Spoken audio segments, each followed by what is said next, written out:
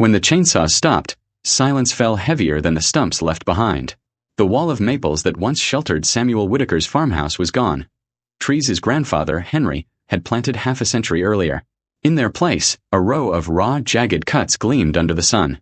The Crestwood board called it improving the view. To Samuel, it was theft.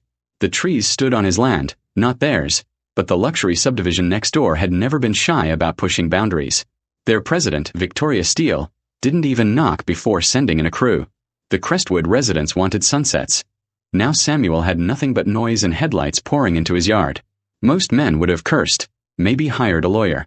Samuel had something better. Leverage. Running beneath the Crestwoods' pristine lawns, the playground, and even the fountain was an irrigation line. His irrigation line, laid decades ago by his father, Robert.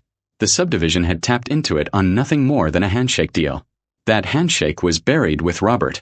One evening, Samuel walked to the pump house. No yelling, no threats, no warnings. Just a turn of a valve, a click of a lock, and the water that kept Crestwood green was gone. By the second day, grass wilted. By the fourth, the fountain cracked under the sun. Neighborhood children kicked dust instead of playing tag, their laughter replaced with complaints. Hit that like button, subscribe, and turn on notifications. You won't believe what's coming.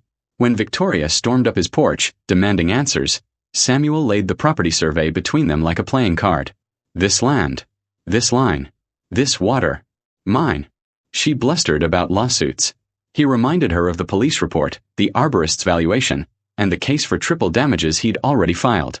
And for good measure, he mentioned the drone footage. Brown lawns spreading like rot through Crestwood, that local news stations had already picked up. Within a week, the Crestwood board was drowning in angry calls from homeowners who had paid top dollar for green lawns and sunsets, not dust pits and shriveled hedges. They offered to replace the trees, pay restitution, and finally sign a formal contract for water. Samuel didn't budge. You wanted the view, he told them. Now you've got it. Months later, for sale signs sprouted faster than the grass ever had. The lesson was simple. Steal a man's trees, and he might just take the life out of your neighborhood. Hit that like button, subscribe, and turn on notifications. You won't believe what's coming.